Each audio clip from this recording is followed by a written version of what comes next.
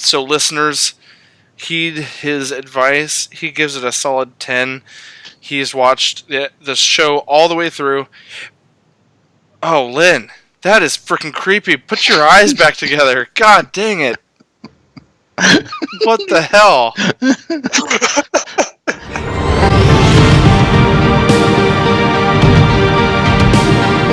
Welcome to the Nerdentials podcast, starring your hosts, Joe Tweedy, Matthew Johnson, Nick Thomas, and Lynn Dudgeon. Okay, Absolute's root beer flavored. That one I have. That's a bad one for me. I've done the Smirnoff brand of root beer. Smirnoff has gotten a little exotic with their flavors. They're like Baskin Robbins 31. It's like they've got a line of sorbet flavors, like the sorbet. They've got sour apple. They did the red, white, and berry.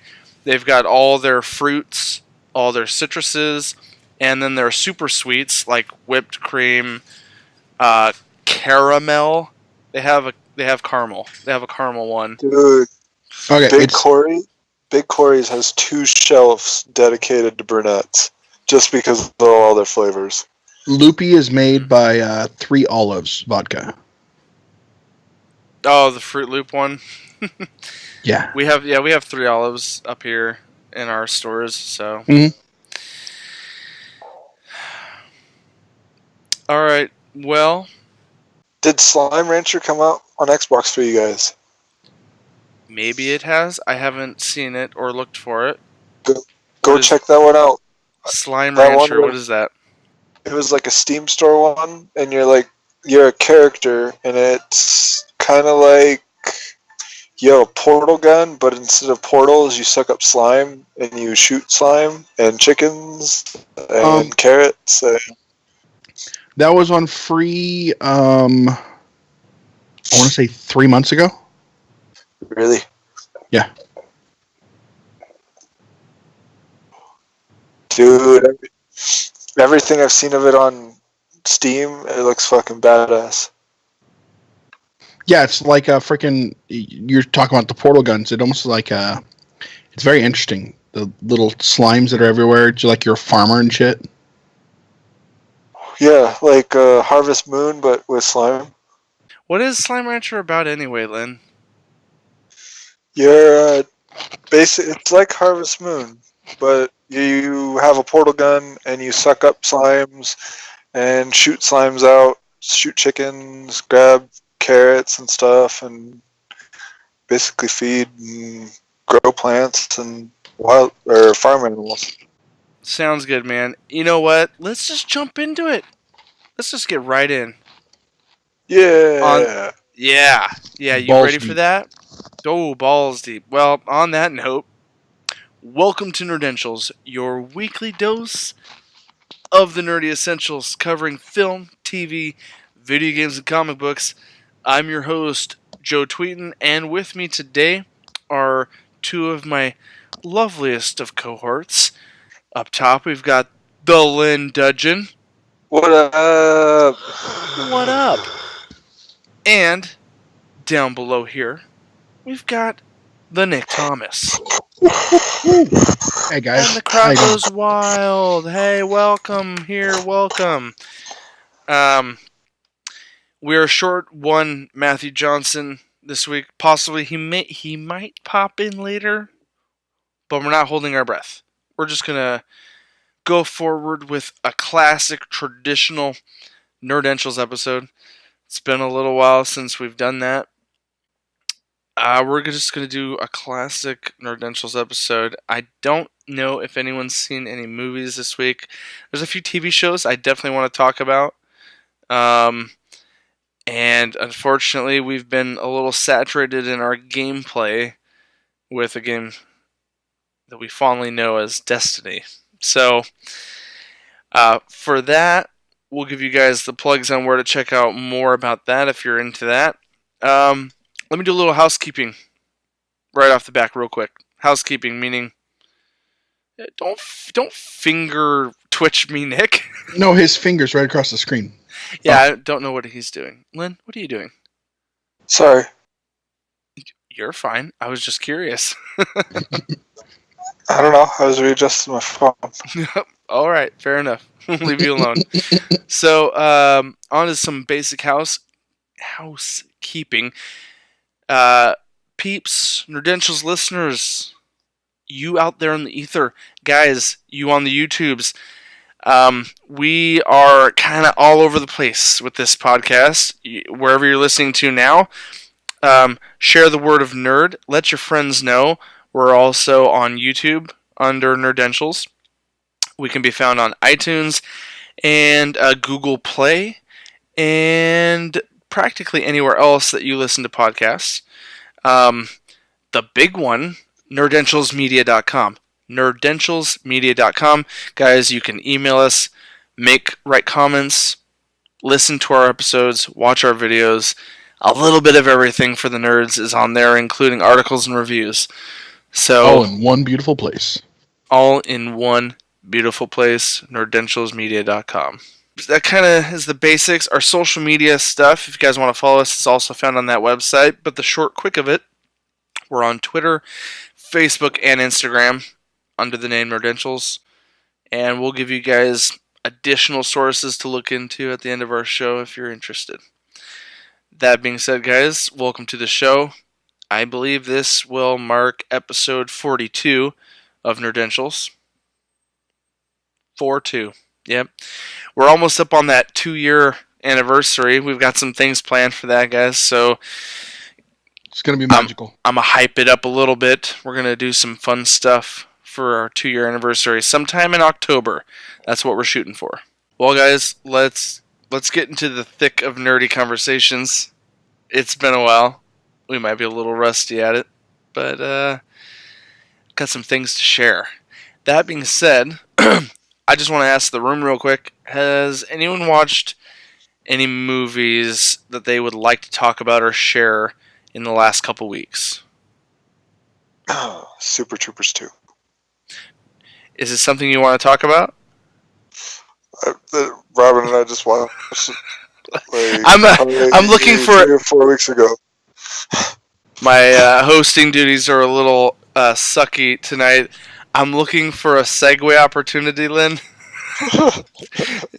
So if there is like 1 or 2 titles you want to talk about, I would insert the sound right here. Right here? Right here.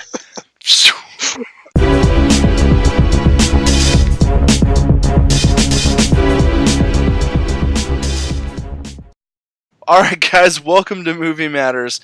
One of us has a movie to briefly mention or recommend or talk about. It sounded like Lynn had something, so go for it, Lynn.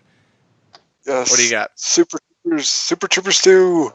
It very much keeps with their humor and the quality of the production company. And Robin and I definitely enjoyed it.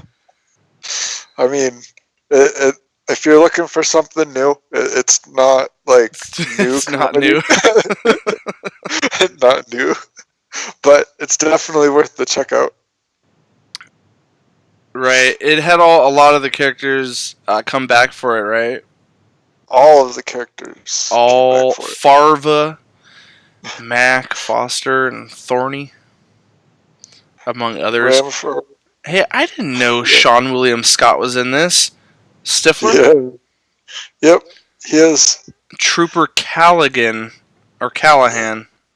It's the character he played. So is one of the Wayans brothers. He's also Damon Wayans plays Trooper Wagner. Yeah, his Stifler's partner, actually. Nice. But yeah, they start the movie off like making you think like they're not cops anymore. Spoilers.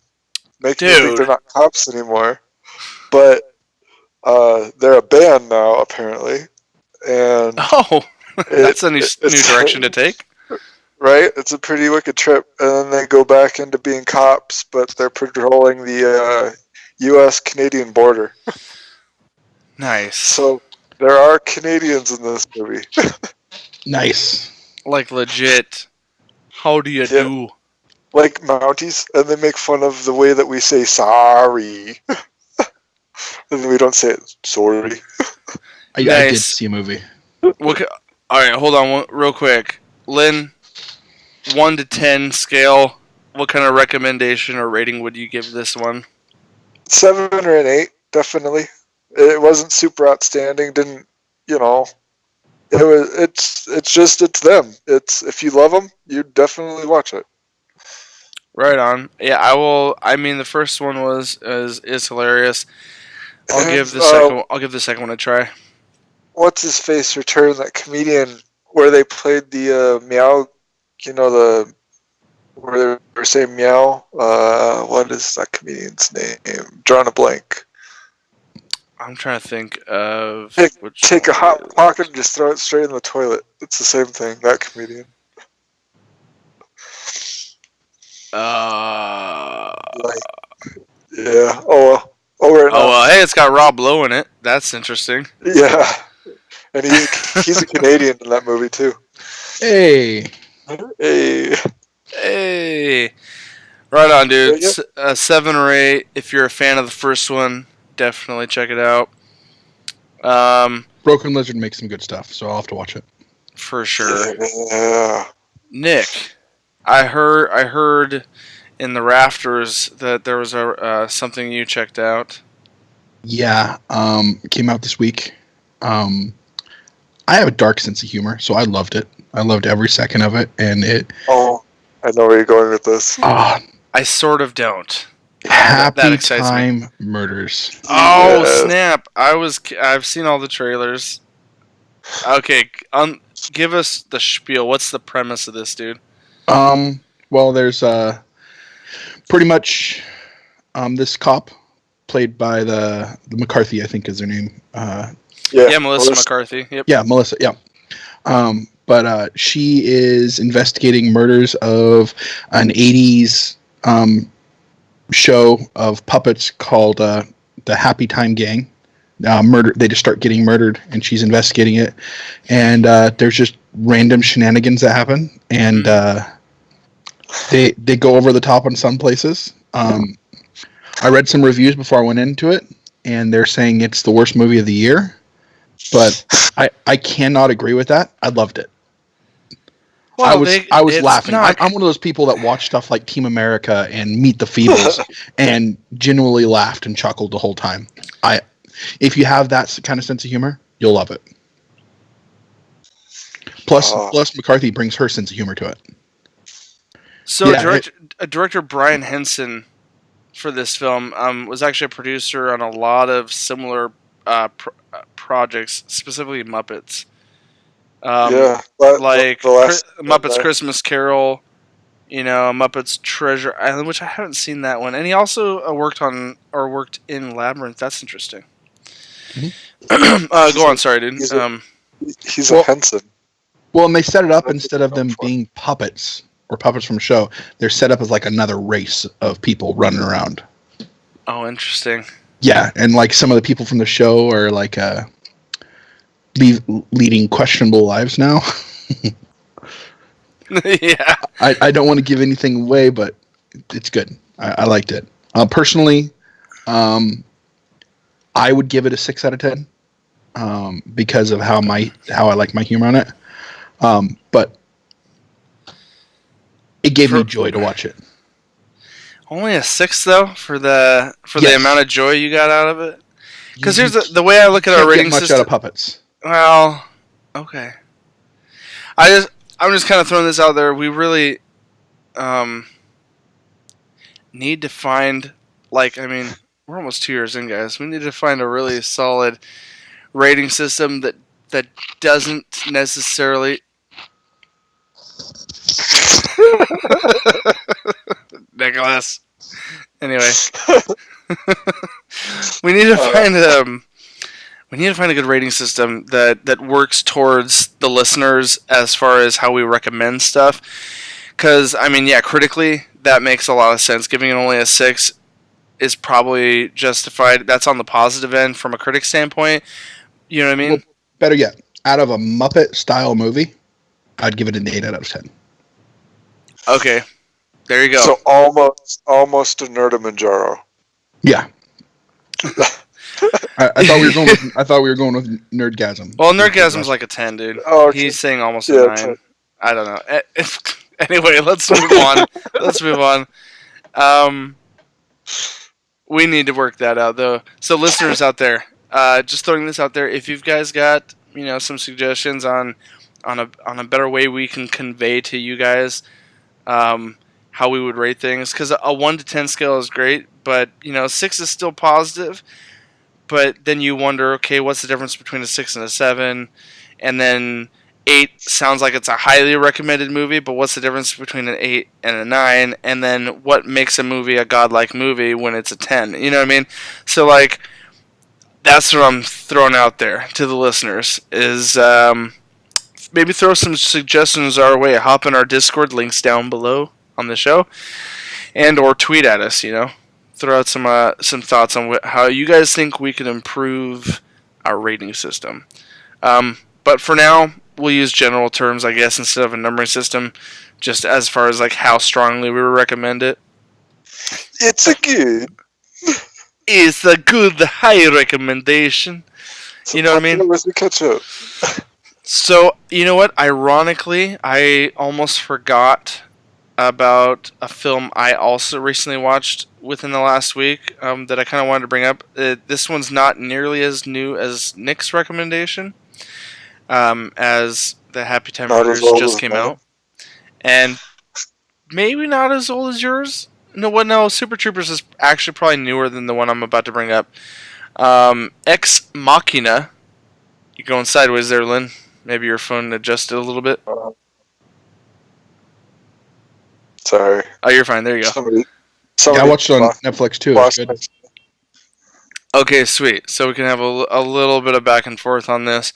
So, Ex Machina, I watched. It's a movie that had kind of been of interest to me for a long time, and it's been on Netflix for a while now, and I just hadn't checked it out. It came out back in 2014. Just a quick rundown, quick synopsis. A young programmer is selected to participate in a groundbreaking experiment in synthetic intelligence by evaluating the human qualities of a breathtaking humanoid AI. So, as the story goes, this stars Alicia Vikander. She's recently known for her role as the new Lara Croft in the newest Tomb Raider. Yeah, and she's been in a handful of other things in the past, but she did an outstanding portrayal of a synthetic AI in this movie.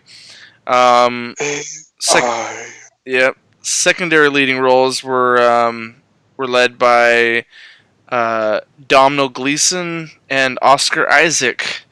Our very well-known Oscar Isaac now, who played roles such as Poe Dameron in the new Star Wars movies, and he played Apocalypse? No, Darkseid. He played Darkseid in... No! Oh my god, I'm ruining this here. The last X-Men movie. Apocalypse. Apocalypse in the last X-Men movie. I'm screwing up my nerd fandom here. Oscar Isaac has gotten a lot of roles in recent years. He kind of plays a fairly low-key character in this. He plays the genius guy that lives in a remote location surrounded by mountains in the middle of a forest. He's like super rich, and he's been building he's been working on a synthetic AI project where he's trying to create like the most human representative type of artificial intelligence, one where when you talk to it, you can't tell it's a robot. And he brings in Domhnall Gleeson, who is just kind of a low-level cubicle worker that works in his company. He won a lottery poll, is the premise for the storyline, where, hey, he got lucky, he got to get in on the project, learn about the process for making this AI, and he was going to do the Turing test. And now the Turing test shout out to Jeff Berry. He mentioned this in an older podcast that I recently re-listened to, and I completely missed what the Turing test was. It's basically where you talk to an artificial intelligence and you ask questions. It's you're running a test to find out if the artificial intelligence is humanly authentic enough to fool you, to where you're having a conversation with this AI and you can't tell it's a machine. It was developed by Alan Turing back in 1950. Thank you for the nerd facts, Nick. No, I'm not making fun of you. I appreciate that. Thank you. Yeah, definitely. So overall, it's a very short film. I mean, okay, not super short. I mean, it's an hour 40. But the movie went by pretty quickly. Mainly because I'm intrigued by AI myself, especially when it comes to like the sciences of simulating. Yes, Lynn, simulating human life.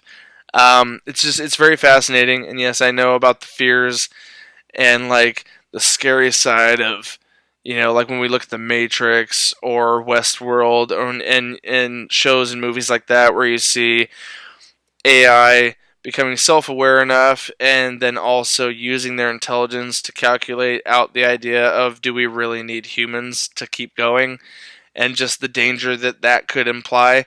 So this is definitely a very fun sci-fi flick that it's not super action-packed. It's more analytical. It's more philosophical in its presentation, where it's just a lot of, it's segmented into, so like every 5-10 minutes of film goes by, a title card comes up and it says Ava Session 3, Ava Session 4. And it's just kind of the movie's documenting each day that Domhnall Gleeson, our character actor here, is interacting with the robot, and just asking her questions and getting to know her, basically, and getting her to practice her AI and development of interacting with a human.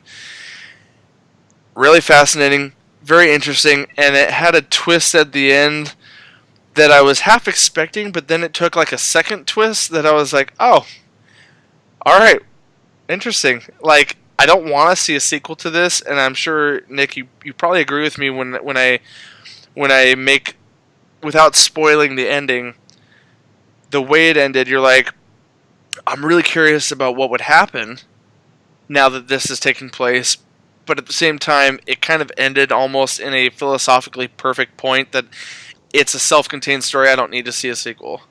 I enjoyed it thoroughly. How did you feel about the movie overall, Nick? I was slow at points. Sure. But that's kind of the nature of that type of movie. And it was just, the whole thing was all about character building. You could actually see the growth of the AI throughout the whole thing. And then the realization of the person actually doing the testing. And it got more and more tense the longer it went. And he keeps throwing out a name, Domhnall Gleeson. If you guys don't know who that is, he was Bill Weasley in Harry Potter. And most recently, he's played as General Hux in the Star Wars movies. Oh, yes, he has. That is the more well-known role I've seen him in. Mm-hmm. Yeah, dude. So I would say, as far as recommendations go for me, like, if you like the philosophical questions of what AI is and what it could be, if you're fascinated by that, this is a high recommendation. And if I was to throw a number on it, I'd give it an 8.5, 9. As far as, it wasn't too long for me, it didn't drag too much, and it was just fast. It was just kind of fascinating to see where it would go. And maybe I'm overrating it. Nick, maybe you share similar but aren't quite as high. What do you give it, recommendation wise? I'm right around an 8 with you on that. There was some segments of the movie that made me question, why did that have to be in there? And I like how the eccentric guy that owned it, Oscar Isaacs. Yeah. his character, he was kind of messed up. Yeah. Well, he's a hermit. With a god complex in personality. Had a little bit of a god complex. Had kind of almost a hippie lifestyle. Like he would work out. He'd get drunk. He lives by himself, and all he has is his AI project with him. Which you learn some interesting things about how human physically he made them, not just in the AI department, and that led to some interesting curiosity points. Like, man, how is it? What's really going on in his head? Like, yeah, he's a super genius. He's kind of a recluse, doing this project on his own with his own money, kind of thing. It's very interesting. Yeah, I don't know. He's kind of an odd character, to be sure. Definitely an odd duck. But I liked it. For sure. All right, I got some good shows, too. Sweet. Well, guys, that's going to conclude our Movie Matters segment of this show. And movies do matter. They do. Thank you, to Lynn. Some. Thank you for re-emphasizing the title. That being said, guys, let's shift over to TV talk, shall we?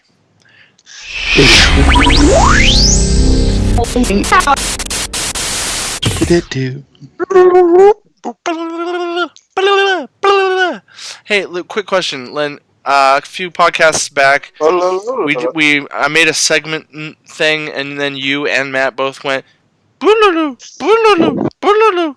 What's that from? What is that from? That is from what is that? That's that stupid. It's a Mike Myers thing. It is. I knew you guys both knew you were referencing the same thing. I just wasn't familiar with it, so I kind of glossed over it. What is that stupid movie? Wayne's World. Okay. It's the flashback sequence. Both him and Garth go. Okay. I'm gonna re-listen to that episode. Cause I've been backtracking some of our older classic episodes, so I've been looking for classic ones that I remember were really good, and I've been re-listening to them. Man, some of the references that are made that I just completely mowed over on you guys is purely because I had no idea what the reference was. Yeah, that's their flashback sequence. So you know what I'm gonna do on our 2-year anniversary recording, when all the gang is together, we're gonna share our experiences and times of the last 2 years, and we're also gonna share why we're nerds and why we got involved with this. And that's gonna be something I bring up is during the 2 years of this show, I've glossed over a lot of references from you guys because I was completely clueless. Or the episode where all three of us annoyed you with the Pee-wee's Playhouse. I know. I recently re-listened to that. That was E3 mentioning. Anytime we said E3, we're like, ah! That was fun to re-listen to, though. That was a good episode. I'm not even gonna lie. That was fantastic. Let's continue the magic, shall we? So I just gave our segue. Segway. You have to do another one of these. All right, nerds. Welcome to TV Talk.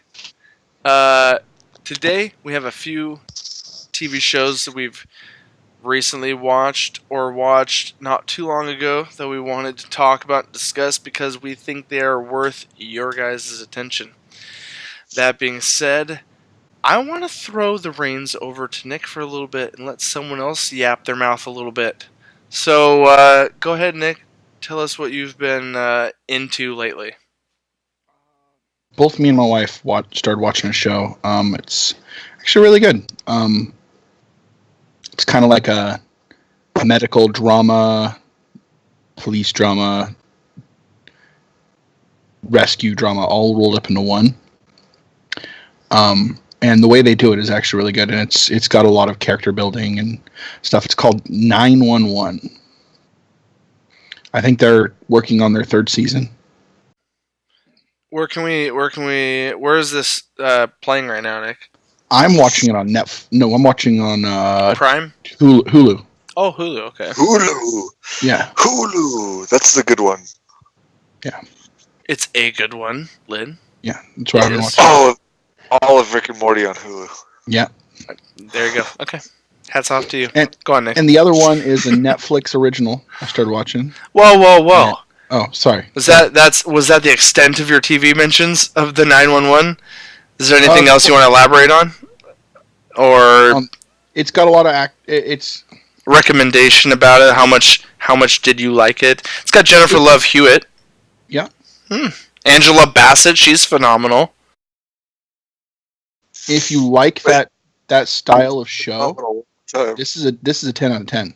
It's really engaging, and they always end on like a cliffhanger, and you're like, "What the? I can't stop now. What the heck's gonna happen next?"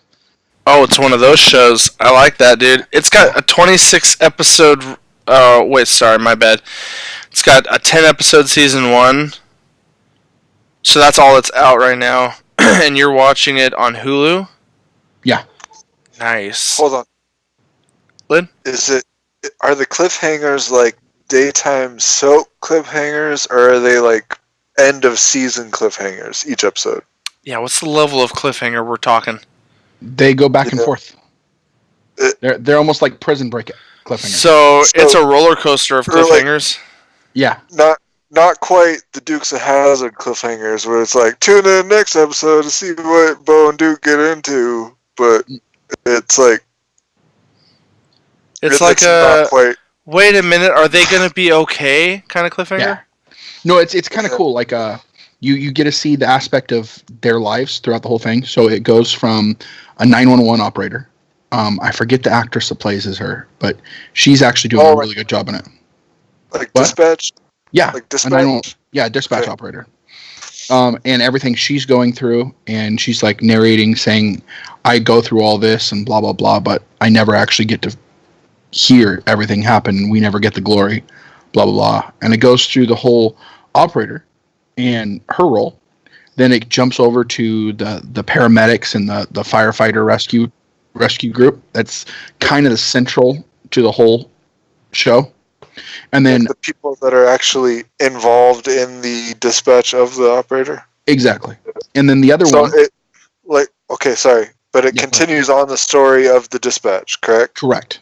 Yeah. It starts with the dispatcher. She gets the call, and it's usually her talking through it, and then it's transferring over to the next people. And then the other side of it is Angela Bassett's character is a police officer. Ooh. And there's a lot of character drama with her and her family and stuff, so it's kind of cool there. What does Jennifer Love Hewitt do then? I haven't seen her yet. Actually. Really? You haven't seen her? She plays a character called Maddie. Or I might not have recognized her. You might not have recognized her because it lists her as being in all 16 episodes. That are so all of season 1. They probably like changed her hair color or something. They might fucked with Nick. I didn't mean to call you out, Nick. I just because I'm looking at the actual casting here, so I was just curious. Like I don't remember her.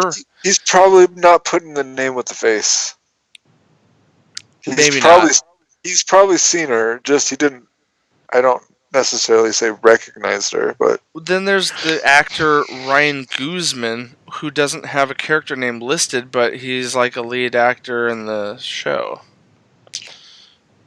I failed to watch this show prior to talking about it, so I can't help you out here, Nick. Sorry.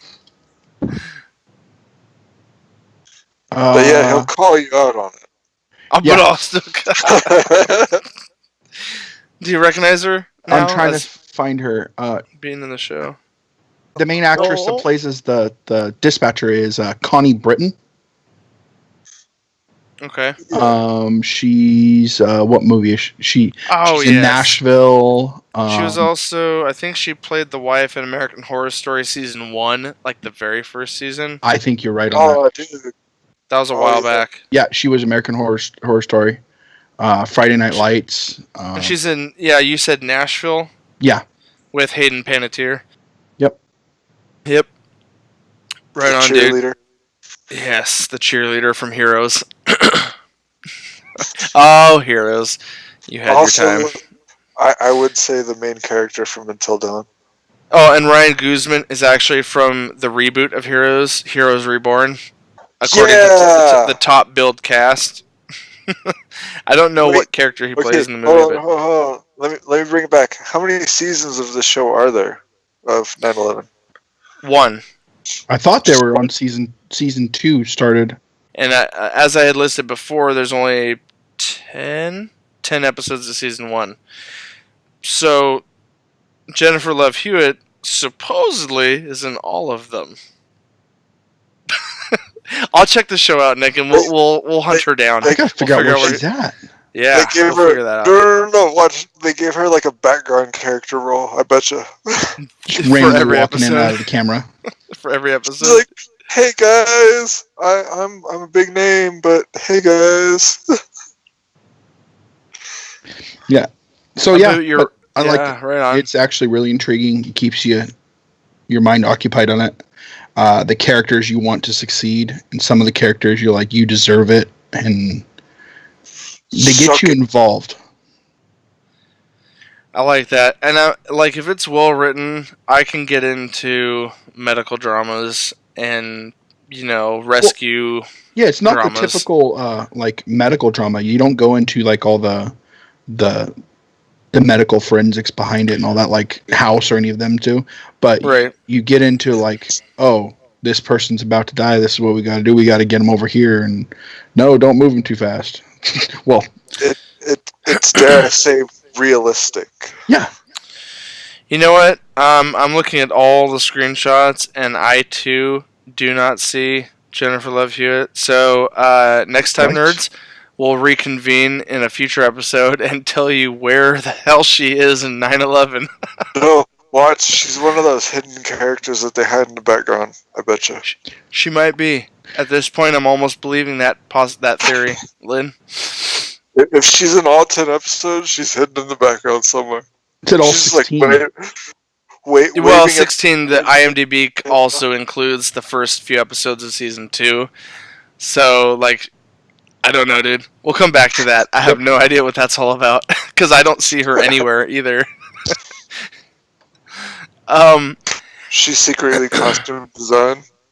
Maybe. No, in this movie, she's a dude. No, I'm joking. I don't know. Whoa, spoilers. I mean, she's listed as a character, so that's the weird part. Yeah, I don't remember Maddie. Okay, well, let's come back to that. Let's not spend too much more time on that. Okay. Alright, so, Nick, I watched this next show that we're going to talk about. I saw only the pilot episode. Purely because I've watched so much this week, I didn't have any more time to go forward with it. But you've watched a lot of it, if not all of it, so... I binged it in one day. Well... There you have it. Golf clap. Here we go. Netflix Original. Go ahead. So, blah, blah, blah. All right, here we go. Go ahead, Nick. Netflix Original Disenchantment. Yes, I heard about this from another podcast, and I was like, what is that? And I looked it up. Sure enough, creator Matt Groening, who's known for The Simpsons and Futurama, went ahead and made another genre comedy animated series set in a fantasy world. Yep. So, give us a rundown of what this show is about, seeing as you binged the whole dang season. They got a few arcs in here which are actually really kind of cool. You first meet the main character, who is the princess of a kingdom, a very poor kingdom. Princess Bean of all names. Yes. Of all names. Yeah, she's very rebellious, drinking, partying, all this type of stuff. Well, you can't get out of a Groening show without someone that does that. She is the tomboy of princesses. Yes. There's a few other characters they follow closely, but with her story kind of comes on her birthday, and that's where you get introduced to another character that's a big part in it, Lucy, the demon. Oh yes, Pendergrast. Yeah. And then another main character you get introduced into is from the Happy Land of Elves. His name Affectionately named.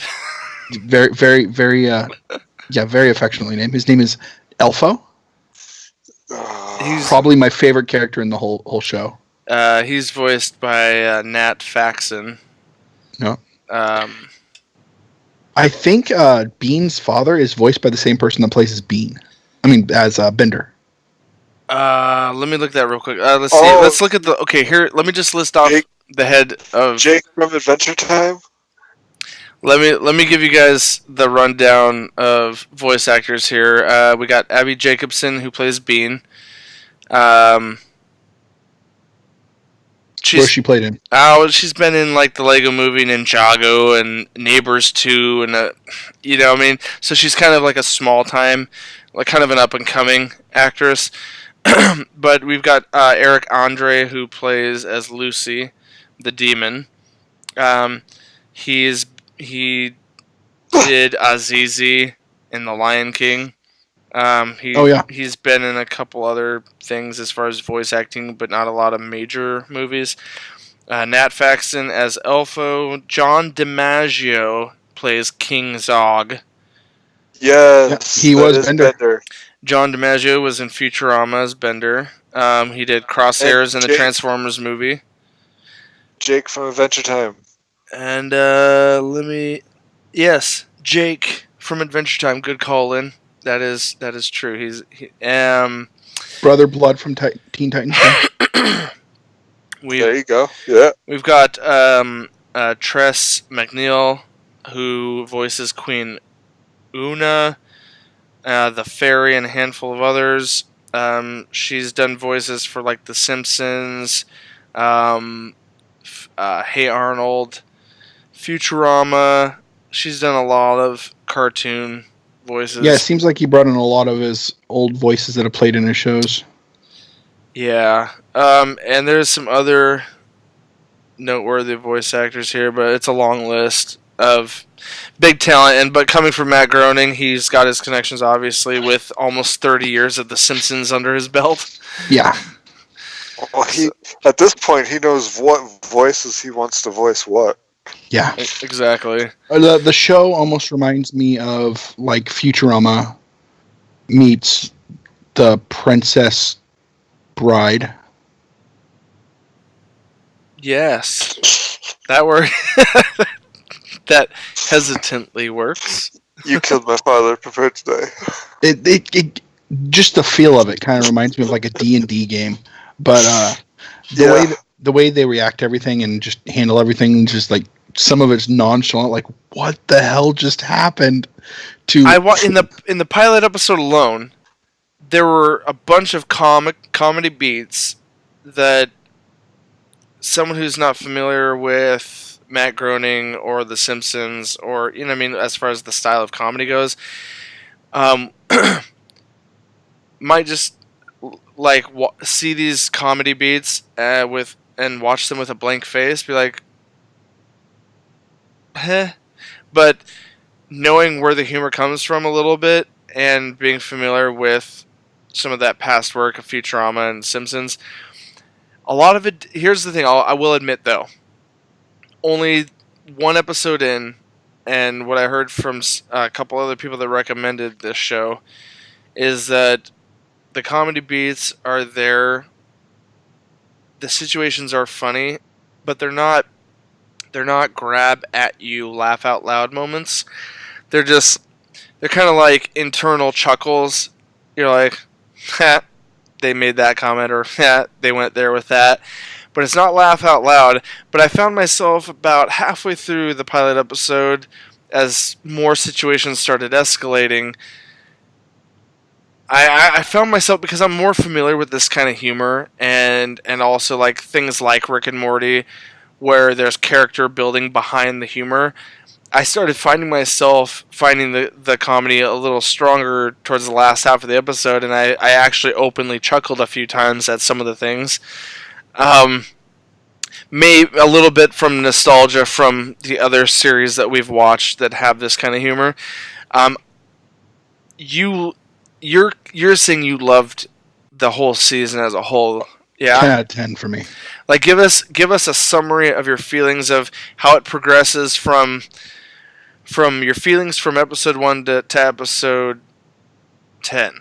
Like, give us kind of like just a brief picture of how you felt about it at the beginning to how you ended feeling it. Well, it's a nice comedy, and unlike most of Futurama or Simpsons or anything like that, Simpsons, Futurama, all that seems to be like episodic. It's not following an arc or anything. This actually follows an arc all the way through, right? Mm-hmm. Which was really kind of cool that he did it this way, because stuff that happens in the first episode is going to happen at the end of the season, and it's all going to tie together. References, mm-hmm. And I like that when people do that in their shows.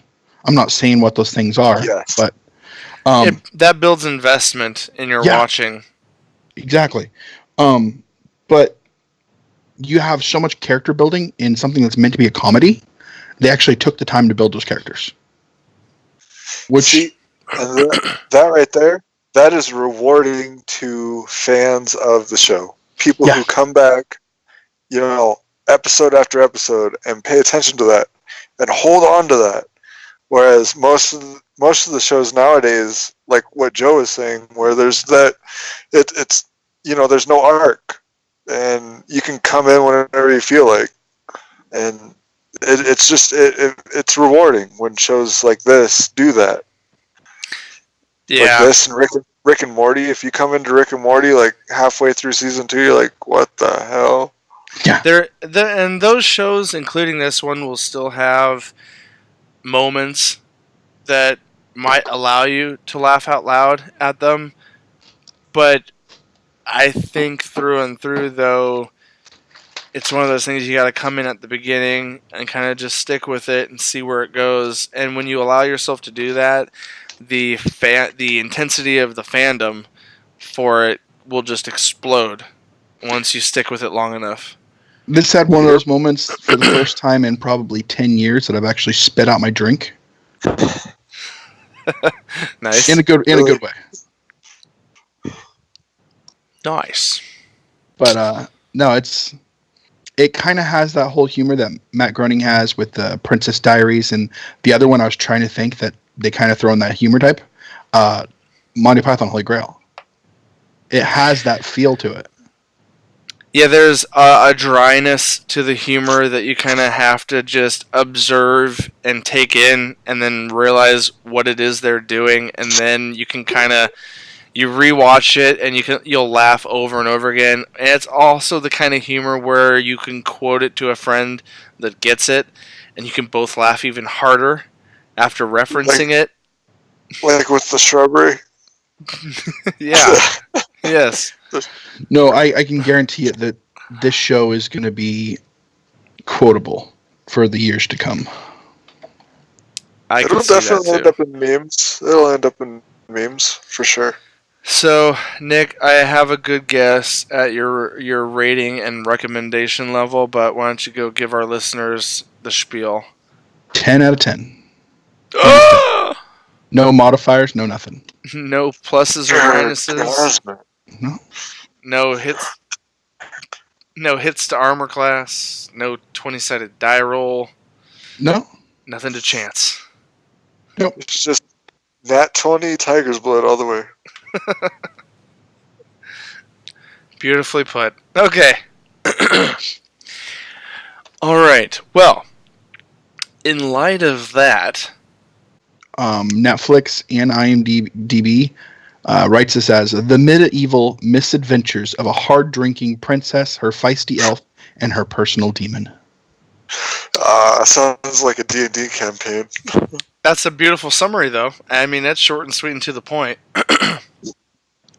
All of that unfolds in the first 30 minutes of the pilot, man. That whole spiel. I mean, in the first 30 seconds, she's putting down drinks on a bet and winning money at a bar.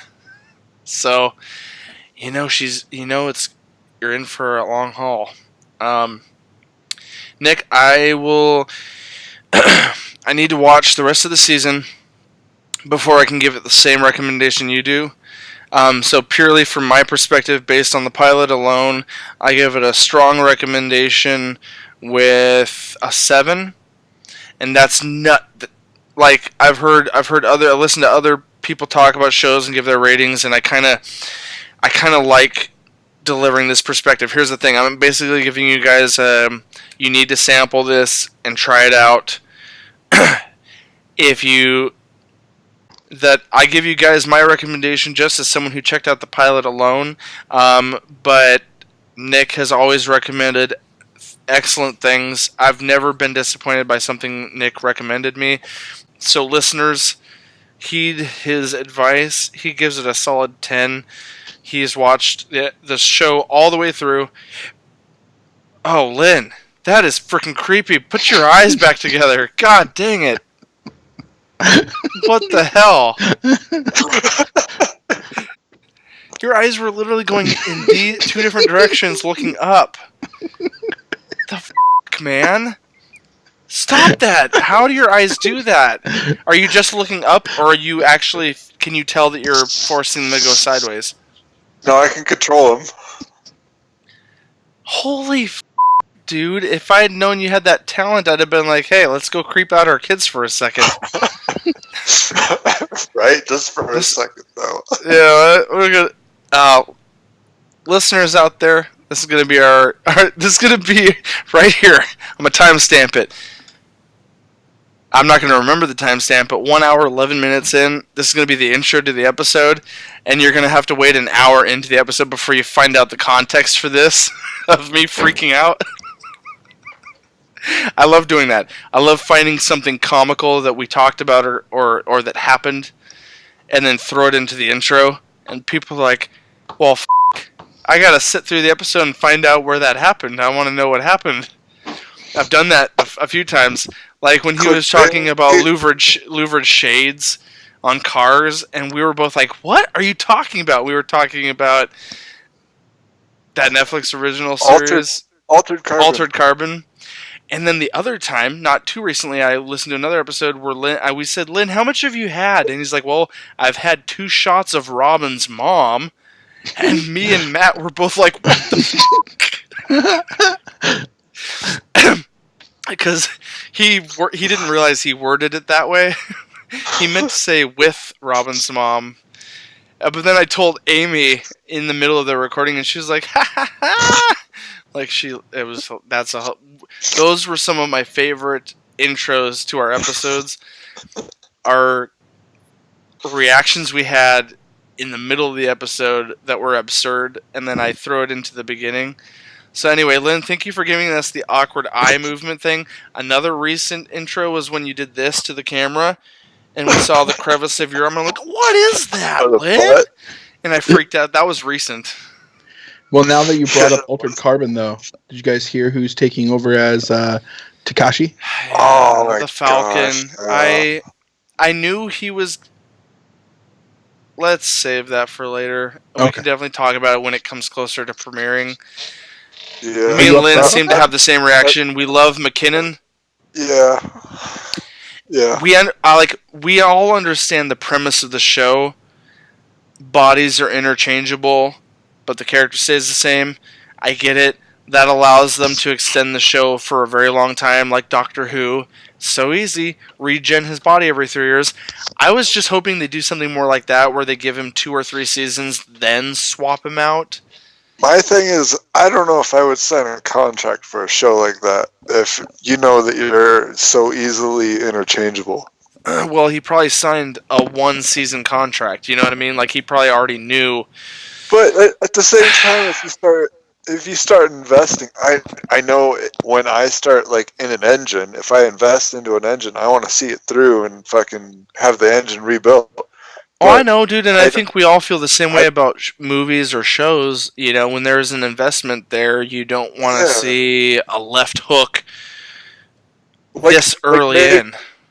Like maybe somebody said, "Oh yeah, your body's total." Okay, and then they switch his consciousness over to the other body, but then somebody else takes over his old body.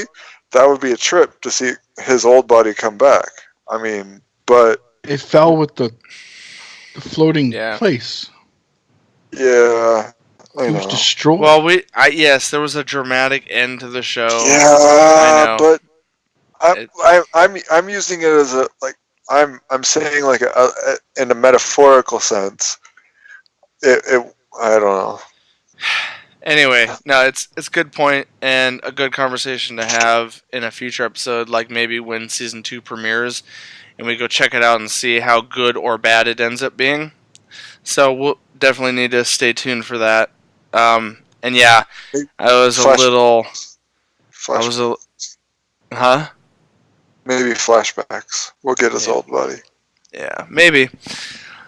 He was. I really liked him. Anyway,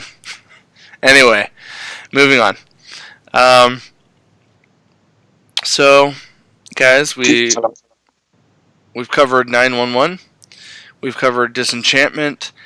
Lynn, did you have anything obscure you wanted to share? Or I know what I'm about to share you've already seen, so we can talk about that. Is there anything external? I figured out the show that I have been watching on a side note, and that was the new season of Fooly Cooly. I went and watched all of that, but Wait. Anime? You came out with a new season of Fooly Cooly? yeah, season 2. You haven't seen that? For No. real? Lynn's Like not on Adult Swim? Nick's upset. Dude, I am obsessed with that show. I love the soundtrack. I love the characters from the first one, and the soundtrack in the new one just carries over. It's still the what is that band called? The Pillows. The music is just on point with the new season. They waited years to release that. Right? And they're contracted for 2 seasons. So 2 more? Like, yeah, one you like saw? they're in season 1, and then they're going to release season 2. So go check that out. What's the name of it again? FLCL? Fooly? FLCL. Fooly Cooly. Would they remake it? We can cut this out, but how do you how the hell do you spell that?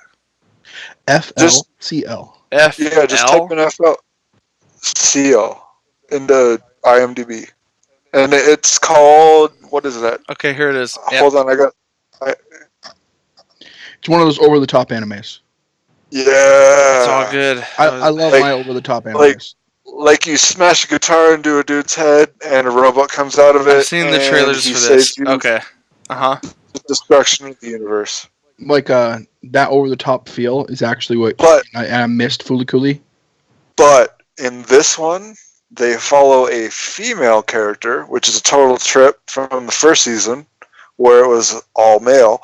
And in the pilot episode, you actually run into the male character from the first season, and it is great. Well, if you remember correctly, the first season, all the jokes were like erection jokes about the Yep. robot coming out of his forehead. The giant robot horn pointing out of his forehead. This thing is circa 2000, dude. This is 18 years old. Yeah. And now they're coming out with season 2. It's badass. Dude. Fooly Cooly was an amazing anime from that era. Dude, I'm not even gonna lie. And the reason to get into it is the music. Like, the soundtrack is just amazing. I felt the same way about a freaking Gurren Lagann.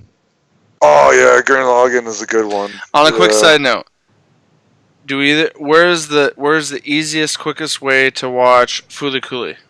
Doesn't Adult Swim have their online free stream? They do, and it's like right now it's only 1 or 2 episodes though, because they're in the current season. I may have removed it on accident. I didn't mean to do that, but there's an anime streaming app. What's it called? Which Well, it says Fooly Cooly is on Crunchyroll. Adult Swim. Crunchyroll. Is it on Crunchyroll? Probably.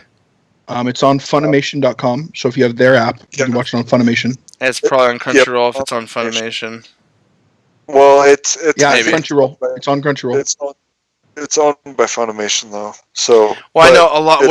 What I'm saying is I've had Crunchyroll for a long time, and a lot of Funimation shows are found on Crunchyroll. That's all. That's all. Yeah. Like that's where the Crunchyroll is where the boys watch Naruto. 800 episodes later. Right? There's so much stuff on there, dude. I can't stand Naruto, but that's fine. Man, good. To each his own. To each his own. Yeah. Yeah. Well, no, I was a Hunter x Hunter watcher, and Naruto just seems like a ripoff to me. Yeah, I guess if you view it from that point, yeah. View it that way, as in Lynn, you're saying, yeah, if you want to, go ahead. But is there an actual factual difference between one came before the other? No, it's I guess it's just predecessor. Yeah, it came before. So physically, it was before. Is all I was wanting to clarify. Yeah, that's all that it is. Okay. And Naruto is just. Yeah. Go for it. I said the person that wrote Naruto said he got a lot of his inspiration for it from Hunter x Hunter. Oh, yeah. Okay. Okay. I wasn't crapping on any one specific show. No, I was just curious. You're good. And Naruto just got picked up by Bandai, so it became more mainstream than Hunter x Hunter did. And long running, because freaking Bandai doesn't know when to quit. Well, yeah, exactly. Power Rangers, anyone? No, sorry. Bandai forces them to continue on the story, and then that's what they did. I mean, after Pain, it just kind of seemed a little forced. This is really healthy for our show, guys. We don't talk. The couple things we don't talk about very often is we don't touch on anime very often, but I feel like there's a good audience out there for it. And I have a feeling if you let me and Lynn loose on anime, we can go crazy here. That's dude. Listen to me. Like we could unload anime onto you for like days upon end. Awesome, guys. Thanks for the anime conversation we just had. I'm a shift. I'm not going to talk about everything. Nick already talked about Disenchantment by Matt Groening that we're checking out. I've got a couple quick fire shows that I know none of you have watched. Well, not all of you have watched it. So we'll just briefly, I'll mention them, give you guys my recommendations. So, the first show I checked out a few weeks back is a STARZ original series by the name of Counterpart. Counterpart. Thank you, Nick, for the thumbs up, and Lynn for the excitement. So I'm going to give you guys just a quick rundown of what Counterpart is. So, it's a show starring J.K. Simmons as the character Howard Silk. He's more famously known for his roles as J. Jonah Jameson, the editor at the newspaper in New York City for the Spider-Man films, the older Spider-Man films, and more recently as Commissioner Gordon in the DCEU. He's been in a lot of other things too. He's kind of an older actor, but phenomenal. The show also stars Olivia Williams as Emily Silk, his wife, and two other characters, Harry Lloyd as Peter Quayle and Nazanin Boniadi as Claire. I don't know her in too many things, but these four characters... Huh? Peter Quill. Peter Quayle. Quail like the bird. Not quill like the pen. Not like the pen. Right. So, the synopsis for this show is Counterpart is about a mysterious world hidden beneath the surface of our everyday existence. Howard Silk is a lowly cog in the bureaucratic machinery of a Berlin-based United Nations spy agency. When Howard discovers that his organization safeguards the secret of a crossing into a parallel dimension, he is thrust into a shadow world of intrigue, danger, and double-cross, where the only man he can trust is his near identical counterpart from this parallel world. Title drop, and we're getting a psychedelic trip by Lynn. Yeah, the few episodes I watched of it kind of remind me of Fringe. Really? Well, Fringe, it's all about the other universe. Okay, but isn't Fringe a little more episodic as opposed to like overarching? Yeah, and they went the more X-Files way of it. Right, but more the other one is investigative, yeah. more the intrigue side of it. So Okay, so just to tie off the end of this, the show explores themes of identity, fate, lost love, and poses the eternal question, what if our lives could have been different? Now, so just to give you guys a quick layout of like the very first episode, and kind of what led me to really get sucked into this show, is J.K. Simmons, who's been in a lot of small roles over the years, nothing, super notable per se. I would say his role in this show is definitely award-winning, and let me explain why. We're introduced to Howard Silk, who, like they said, a lowly cog in the grander picture of the bureaucratic machinery, whatever, government agency. He works a desk job. He's very conservative, doesn't bother anyone. He kind of just plays a very quiet, solemn character that doesn't get involved in anything, and his job is extremely boring and extremely simple.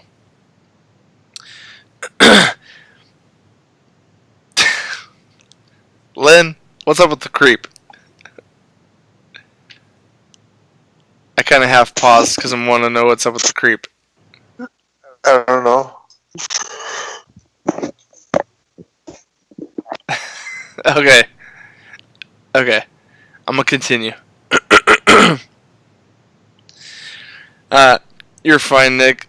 I asked Lynn what was up with the creep because he's in a very dark room and doing a weird thing, and you were talking to Gretchen, so I just paused for a second there. And my cat just took a massive shit, and it stinks up the whole apartment. Throwing that out there for you guys. dude, that's shitty. Yeah, very. Panda. All right. Okay, here we go. Before we get too sidetracked. So really, I mean, just an incredibly boring life is what he leads. His bosses randomly, in the middle of his workday, call him into the office to discuss that they need him to be part of a bigger project. He gets led into a dark room, and when he walks into that room, he sees a mirror image of himself sitting at this table, and instantly, it's like seeing your identical twin sitting in the middle of a room at a table, and it's shocking, it's confusing. So he gets led into the room to have a conversation with the parallel version of himself. And basically, the premise of the show, I gave you guys the synopsis, but basically what's been happening is back in the 1980s, the government of our world discovered a gateway to a parallel version that was identical in every way to us of our world. Everyone has a duplicate version of themselves, and over time they would begin to refer to their parallel versions as their others.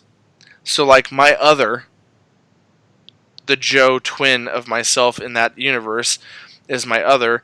And as soon as that gateway was opened and discovered, both worlds started taking dramatic turns into different events.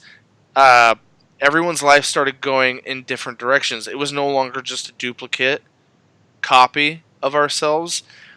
And so like up to that point, they would have shared memories of everything being the same up until the gate opened, and then everything happened in a different way with everyone else.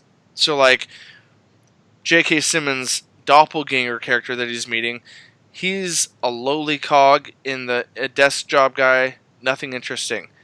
His duplicate in the other world is a high-level secret agent who's gone out and assassinated people before. Like, he's at one of the highest levels of government.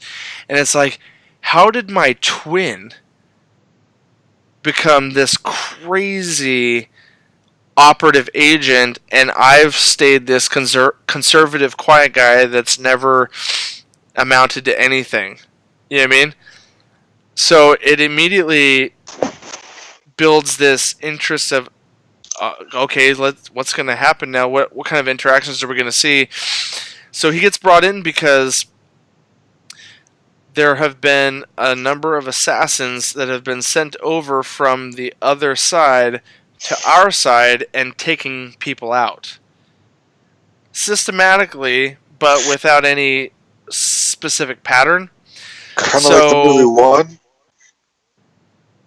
Yeah, kind of, except it's not one person trying to take out all the versions of himself like One with Jet Li. Yeah. Similar concept where it's a parallel world, but so the two governments on either side have diplomacies in place where we're not going to let the civilians of our sides know that there's a duplicate version of ourselves. So it's purely maintained as a diplomatic, peaceful thing between the two governments. And one of the huge events that happened is the other side got the flu, and 7% of the world population died because of it, and our side never suffered that catastrophe. Well, we experienced the flu, but we developed, immunities, we developed a medicine and all that. So we survived, but 7%, several million people died on the other side. So there's a faction of people on the other side that are raising up agents from childlike age to believe that the other side caused our world to get the flu, and see that nothing happened to them, they're fine, but they introduced the flu to us and we couldn't combat it, and we lost family, wives, husbands, and children.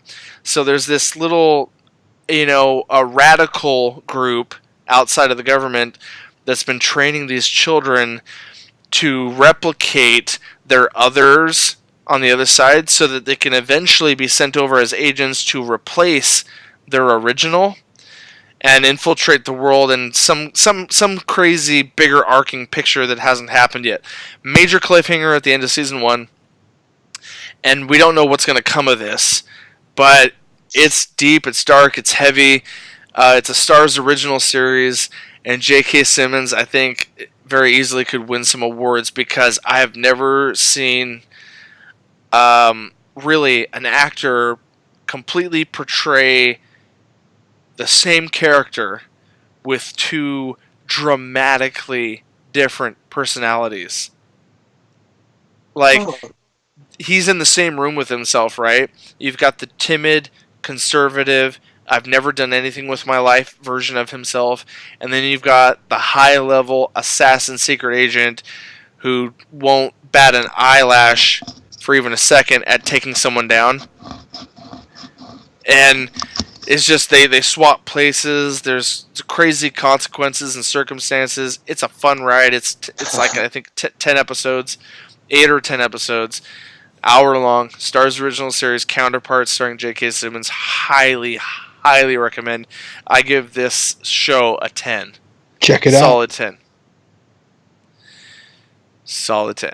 It's very unfortunate that you guys haven't seen this yet, so I look forward to you guys at least checking out the pilot at some point if either of you can, and I'll get you guys a hookup or something to be able to do that. Seen the first 2 episodes. You have? Yeah. Okay, dude, I didn't want to completely ignore your thoughts. What were your opinions on just the first 2 episodes? Well, like I said, the whole idea of the dimensional Cold War makes it reminiscent of Fringe, and I love that show. Right, but the approach is a little bit different. Yeah. No, and Simmons has a certain way of acting that does it justice. Yeah, and I mean, do you agree that like he really separated his two versions, like from the little bit of time you spent seeing him? Yeah. He's definitely two different characters, but it's the same guy. So I was very impressed with that. Anyway, yeah, keep like watch some more of that show if you can, and Lynn, we'll get you some kind of hookup because you gotta at least watch the pilot just to see how crazy it is. Some time off. Yeah. Next up, we might wrap the show up with this. We talked about quite a few things, so I'll wrap up the show with. So guys, the last show I wanted to wrap up with talking about is it came out almost a year ago. Season 2 is on its way, but I just got into it and I thought, let's talk about it before Season 2 hits.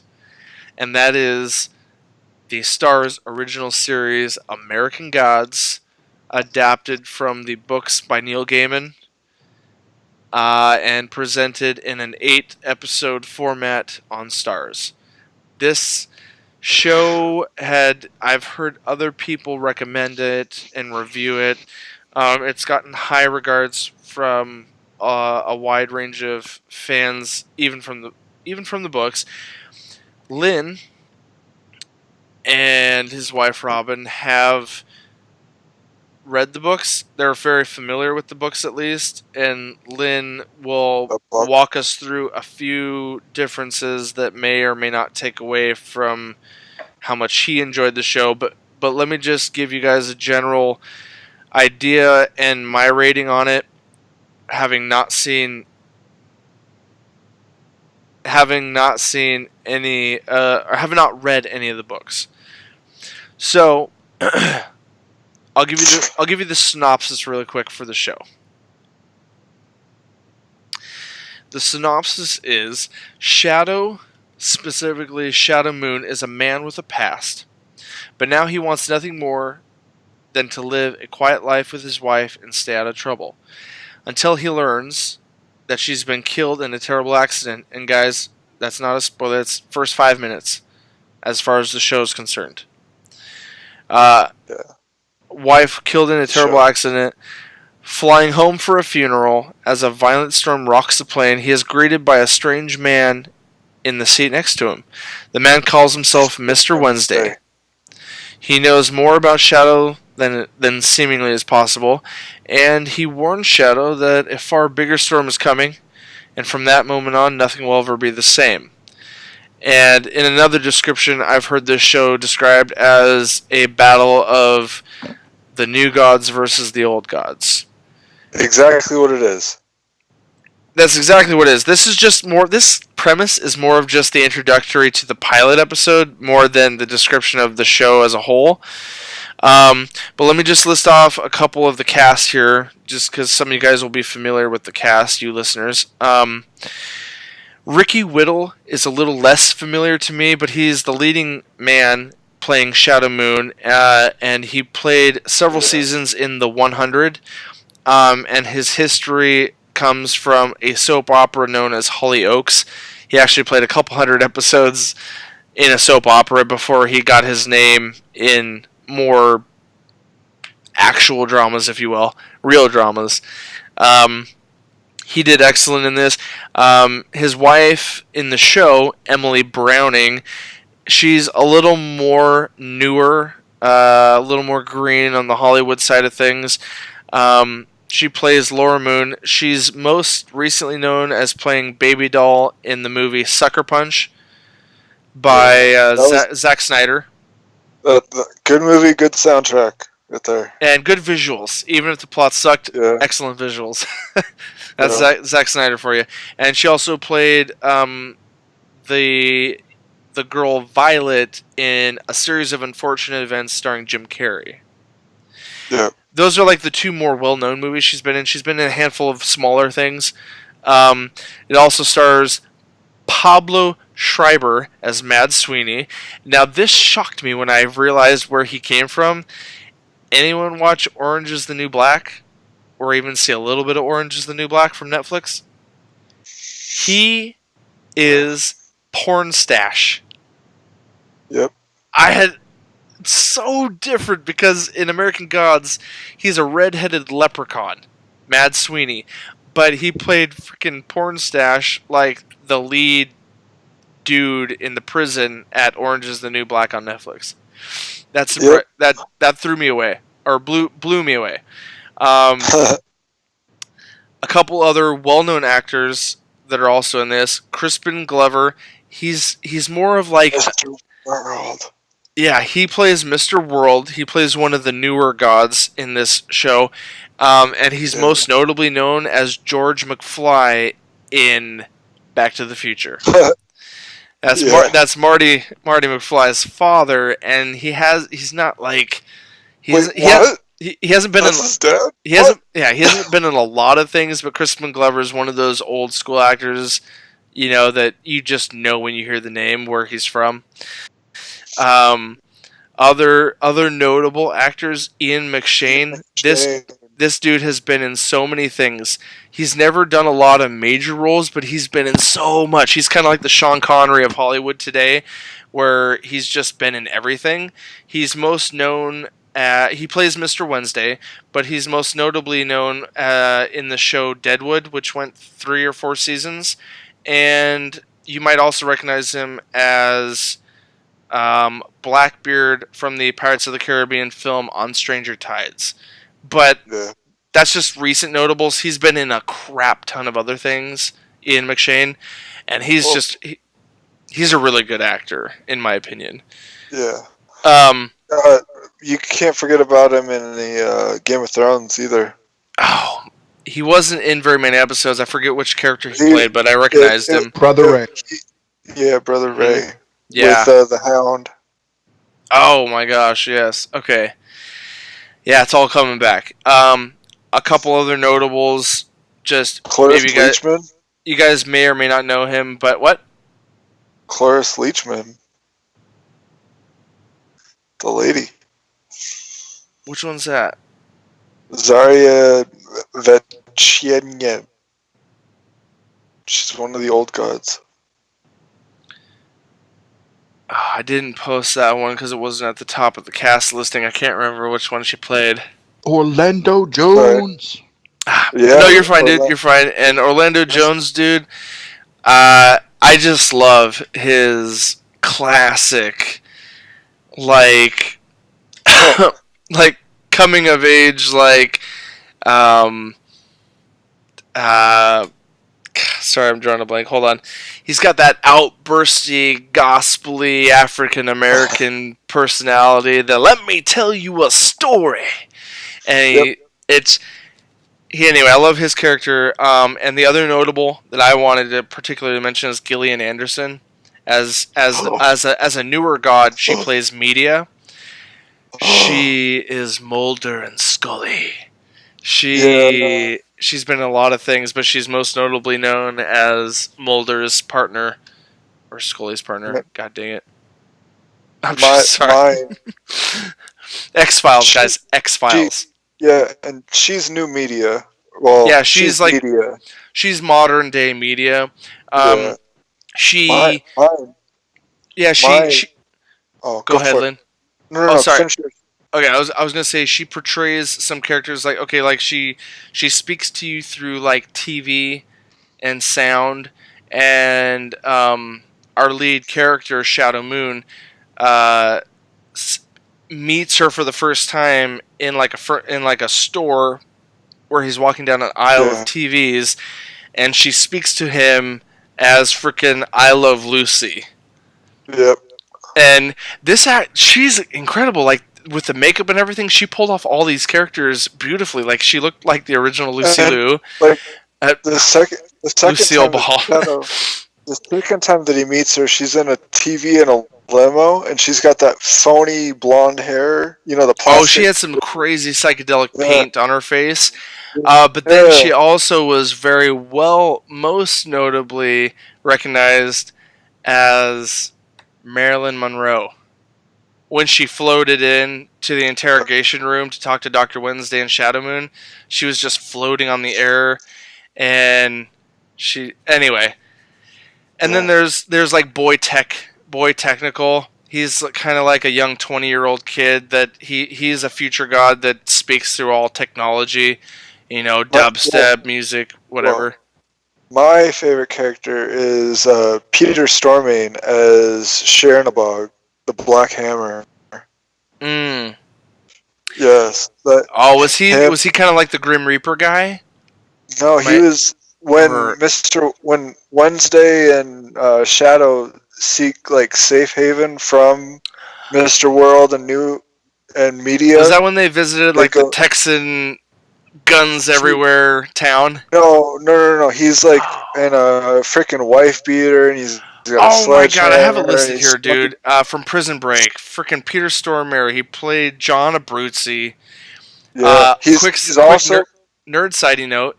I'm D2 for mentioning that. Yep. Dead Orbit Quartermaster Jalal. He's also the psychiatrist from Until Dawn. And he also played Satan in the Constantine film starring Neo, freaking Keanu Reeves. Bill and Ted. Yeah, Keanu Reeves, man. Yeah, he played Satan in Constantine, among many other things. Give me the nerd card. Give me the nerd card. I loved. That was not a big enough slight, Nick. Come on. I loved him as Chernobog in this. He's true to his all of the roles that he's ever played. Just his voice acting and everything. Yeah, a lot of good stuff. But anyway, so I don't want to. We gotta get close to wrapping up here, guys. But I would say the show as it is just very visual. They don't shy away from showing you really grotesque or gory scenes. It's very adult. It's very on the adult side of STARZ, what you would expect to see if this were HBO or anything else. I apologize if I get this wrong, but Yetid Badaki, she plays the goddess Bilquis. The most shocking thing you guys will ever see is in the first episode. This African American goddess is leading this middle-aged guy, white dude who's just looking to get off, and maybe his life sucks or something, and so kind of like a prostitute, if you will. He goes into another bedroom. He tries to treat her with respect, but the thing about her is she's kind of like the sex god from Egyptian times, and I'm just gonna say it out there, guys. Cover your ears or skip forward. It's a bit dramatic here. I never thought I would see a vagina eating scene like this, and let me rephrase that. The guy gets eaten up, sucked up into her vagina. I was just like, oh, what is going on? She basically, while he's having sex with her, she almost hypnotizes him just into a headspace of lust and just completely lost. He doesn't he's just a lost human being, and she's just asking him to worship her, and he just loses his mind. And as he's losing his mind, she kind of gets bigger and bigger, almost like a giant, and then he just kind of slowly disappears down south. I'm trying to keep it the clean rabbit here. Hole. The rabbit hole, if you will, and we'll just move on from there. Very shocking scene. Definitely not for any. Definitely. Well, it's STARZ for you. Not for kids. Don't watch this, kids. If you're listening, don't watch this. No. But Orlando Jones's character is pretty pretty fantastic in this as well as I love him. Urson Yancey, Mm-hmm. the spider god. Yeah, really interesting role, and he kind of like a spider weaves webs of story. Like he loves telling stories. The other interesting thing about this show is that every episode opens up with kind of a historical event, kind of like a. It opens up with another dude that's kind of writing a book, kind of jotting down a story, and we got some fur on Lynn's face there. That's just his cat passing by. So every episode, like the first episode opened up with like these Vikings making it to land and trying to survive and showcasing how they talk to or speak to or pray to their gods. Kind of each episode opens up with an interesting cultural spin. And I'm bringing that up because like the first one, say that again, Lynn. It's the comparison of old and new. Right, it's kind of like what you see happening here somehow is contrasted later in the episode as to how that's kind of reflected in modern times. So with the Nancy character, with Jones, he, in episode 2 or 3, I think it was the very second episode, he's on a boat being run by the Dutch, and down below it's a boat full of slaves, black slaves, being transported to the new land. And Nancy freaking shows up on the boat in a tuxedo straight out of the 60s, talking to these slaves from like the 1800s or something, or early 1900s, and he understands them. They're talking in their native language, but he continues talking to the audience in plain English. And he looks down at one of the slaves, and one of the slaves is just asking for help, like water, he's thirsty. And then Nancy goes into a whole spiel, basically telling all these slaves how the reality of their journey is, how these white folk are going to do nothing but brutalize them and treat them as slaves. It's just a very blatant, bold story of the history of slavery, and he said, you're going to deal with this he's very blunt, very brutal about the story, saying, you're going to deal with this for the next 300 years, just telling them how it is. And he basically kind of feeds their anger, and the opening scene leads them to them all freeing, rebelling, basically leading them to believe that, they'd rather die on the boat taking them out than continue living life as slaves. And they set fire to the ship, and that's the whole... It's just crazy, dramatic, poetic, historical. I thought it was a very bold introduction for episode 2, and they kind of do similar, history introductions throughout the show. I don't want to spoil the rest of them. It's a bit hard to take in if you're not ready to see the crazy world of Neil Gaiman, as far as how STARZ decided to portray it for an adult audience. Because Neil Gaiman also, maybe not a lot of you know, he's also the original writer for the book Coraline, and although that was adapted later on, great movie. Yeah, I mean, it was adapted for kids, and it's still a very dark film, Coraline. But if you can see just a glimpse of that, you know what you're going to expect with American Gods. It's just very in your face and dark and interesting. It's not all dark. It's not all nonstop dreary and twisted. It starts out that way, and it kind of pulls you in, and you just want to know what's going to happen with our lead character and what does Mr. Wednesday have planned for him. And the finale of the season, no spoilers here, you guys just got to watch it. Crazy twist, because you're suspecting that the whole time you're suspecting Mr. Wednesday is more than just an elusive con artist. You're like, there's something more to him. And a big, huge twist in the finale, you're like, holy crap, where is this going to go now? And I'm on board for season 2, 100%. My personal rating on this is 10 out of 10. Lynn, I'd love you to give me just a couple quick points, maybe if you could, about differences with the books and whether or not that affects your perspective. Me coming into it, I love the show. I really did. Okay, Robin coming into it, she absolutely hated it, and it all comes. She's a book. It comes down to the depiction of Shadow Moon, the character that they picked to portray him. It's a little off from the book because he's a lot more stronger and more reactionary. Yeah, not as whiny or wimpy as this Shadow Moon portrays him.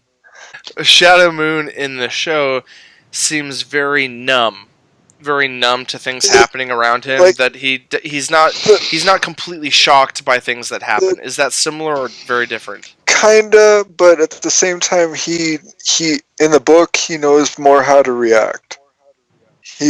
So he's just more confident with. Yeah, he's a lot stronger. He's not as, I guess, in the show he seems a bit whiny and a bit confused, whereas in the book the only thing he really questions is Mr. Wednesday and a few other aspects like the leprechaun and some other things that come in. And then and segueing in, Mr. Leprechaun is another thing. The book and the show deviate from each other. In the book, the Leprechaun never meets the wife. Like not until that's for those that end up watching the show. That's very different. From the book. He doesn't run into her in the book until like way late in the book, almost the end. And in the show, in the show, you know where he runs into her, and the coin apparently has more leverage in the show than it does in the book. Interesting. Okay, I mean, I like respect to Robin being a bigger fan of the books, and not enjoying. Well, it some of the changes maybe. There were, and like when they introduce who Mr. Wednesday actually is another thing. Like you find out early on in the show who Mr. Wednesday is, but you in the book. Well, hold up. I'd just like to clarify. You mean you learn earlier on in the books? Because I didn't find out who he really was until the finale. Oh, you didn't put 2 and 2 together at the beginning with the Ravens? No, not even close. I don't even I would love to spoil it right now, but I don't see the connection at all. Even saying Ravens at the beginning, it'll spoil it for some people. Because I just want Lynn to clarify for me why that connection is easily made. Do you care to be spoiled, or do you want to wait and watch the show on your own? Couldn't spoil it. Okay, so Mr. Wednesday turns out to be Zeus. No. Now he's not Zeus. He's supposed to be Odin. That's what I meant. So how do the Ravens connect to Odin? Oh, it doesn't make sense to me at all. I don't know anything about Odin apparently. Human and Huron, the ravens, the 2 ravens that Odin has. He has 1 raven on each shoulder.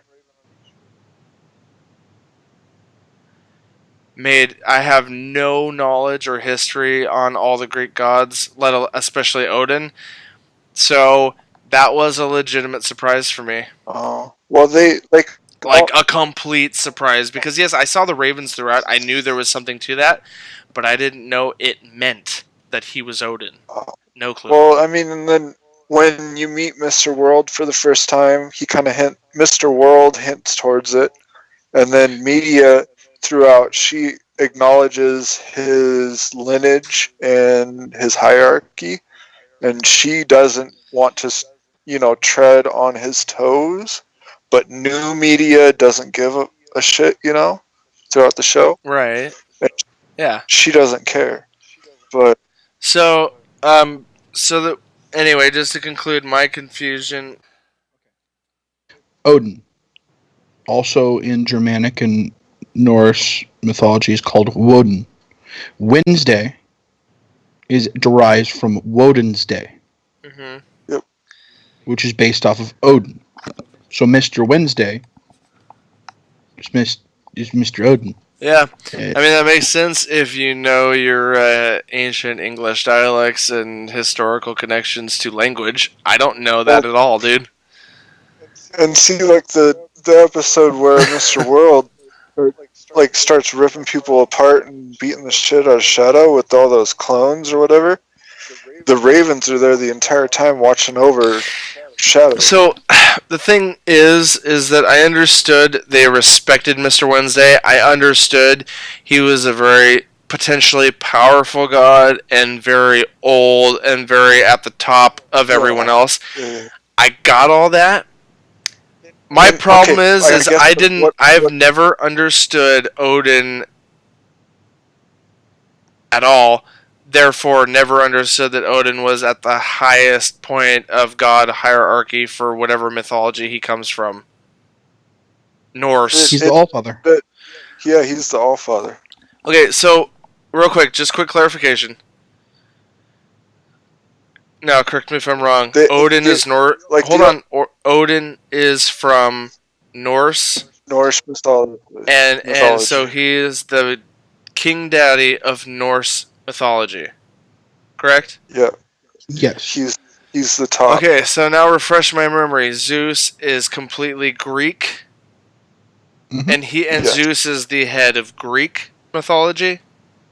Correct. He's the king of Olympus. Okay.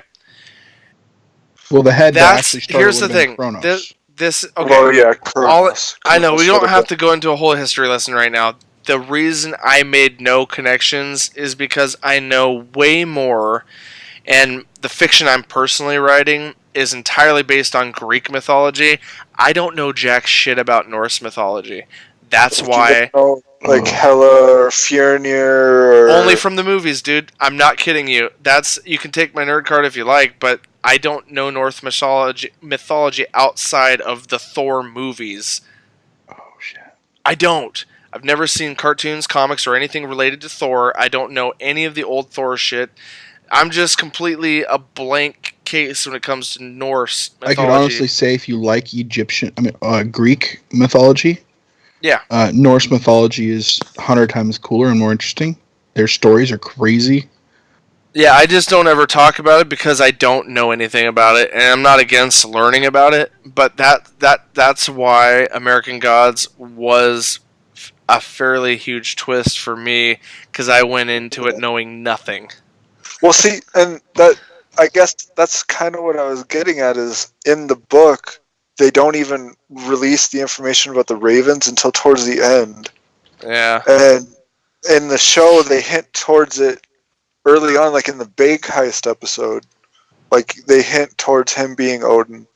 And you get samples of it earlier on in the show. Like, rewatching it, I will obviously see all that.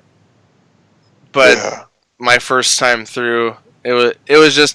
I'm not upset about that. It was enjoyable to be surprised, truly, because it was just like, oh my god! In the finale of the episode, it was epic. I was like, oh wow, okay. Well, see, and my thing is their incorporation of gods from all different sorts of mythology. Like you don't just get Greek, you don't just get Norse, you get freaking Slovakian gods, you Egyptians. Egyptian, you get freaking African gods, you get everything in the show, and it's all their depiction of what has taken over gods for nowadays, as opposed to what gods were of the old. Because nowadays it's like what the thing shows: world media, communication, and just utter bullshit nowadays. We don't have like the gods of old. Right. Anyway, let's wrap up the episode, get back to it. So, I said 10 out of 10. You made a couple points of differences. You started talking about differences. Me, personally, I will give it an 8 or 9 out of 10. Robin would probably give it like a 5 or a 6. Yeah. But but her 5 or 6 would be from straight like book comparison to show comparison, and that's there's always going to be a different step there between the two of them. But coming into it from my aspect, I liked the show, I really did, and especially the depiction of the old gods. Mm-hmm. Word. But what were you saying about did she? Oh, we can wrap up now. I was just wanted to ask if, even though obviously she criticizes it for being that different, did she enjoy it less, or did she just enjoy it as it was at all? She didn't even make it through season 1. Oh, okay. That's ouch. Yeah. She didn't care for it. She didn't make it through season 1. I gotcha. Okay. I was just curious. So you Neil Gaiman book readers out there, either be open-minded in knowing that there's some dramatic differences, or steer clear. I highly recommend it as a show on its own merits, not being familiar with the book material. And that's the way you have to go into it, is knowing that it is an adaptation of the book, and I enjoyed it. Right. Yeah. Same here. Well, guys, show ran a little long this week, but had a lot of things to talk about and catch up on. I'm going to just wrap us up quickly. You guys know where to find us, nerdentialsmedia.com, iTunes and Google Play. All our social media links are under the same name. Just Google search Nerdentials. We're the first thing that pops up, I promise you. That's going to wrap up episode 42 this time around for your Nerdy Essentials. For me, Nick, and Lynn, as always, nerds, we'll see you on the other side.